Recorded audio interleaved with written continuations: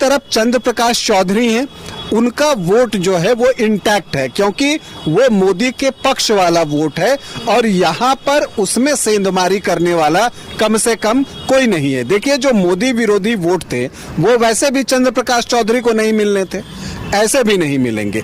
जो नुकसान उन्हें थोड़ा बहुत हुआ है मोदी के पक्ष वाले वोट का, वो कुर्मी वोटर्स का हुआ है।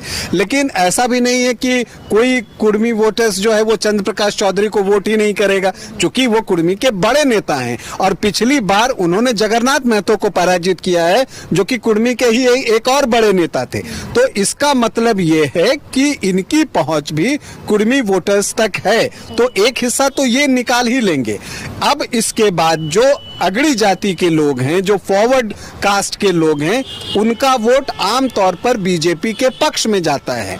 जो शुरू में एक बात थी राजपूतों की नाराजगी की, मुझे लगता है कि समय के साथ साथ वो कम होता चला गया और मतदान के दिन आते आते तक बस वो नाम मात्र का ही रह गया है।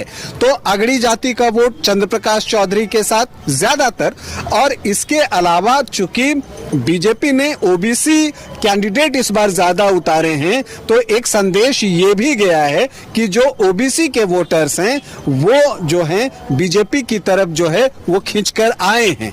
तो अगर आप इस परिस्थिति में देखें तो चंद्र प्रकाश चौधरी को वैसा नुकसान होता हुआ नहीं दिख रहा। जो पिछली बार वोट मिले थे उसमें कुछ प्रतिशत की कमी हो सकती है, जो कुर्मी वोटर्स आपको निकलकर जयराम की तरफ गए होंगे। इसके अलावा उनके जो वोट थे उसमें बहुत कमी जो है वो स्पष्टता दिखती नहीं है। और पिछली बार जो उनकी जीत का मार्जिन था वो 2.5 लाख था। तो जब आमने सामने की लड़ाई होती है तो मथुरा प्रसाद महतो को 1.25 लाख वोट मैनेज करना था, लेकिन चूंकि ये अब त्रिकोणीय मुकाबला हो गया तो वो वोटों की संख्या बढ़ जाएगी। तो क्या उतना वोट इनके पास से निकला कि 2.5 लाख वोट निकल जाए?